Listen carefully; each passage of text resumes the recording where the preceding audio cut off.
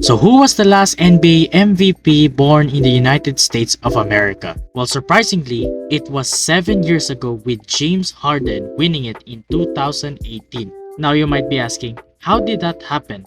Well, in 2019 and 2020, it was won by Giannis Antetokounmpo, who was born in Greece. In 2021 and 2022, Nikola Jokic won the award, who was born in Serbia. In 2023, Joel Embiid won the award, who was born in Cameroon. In 2024, Nikola Jokic once again won the award, who was born in Serbia. In 2025, Shai Gilgeous-Alexander won the award, who was born in Canada. Will an NBA player born in the United States win MVP this year? Let's find out soon.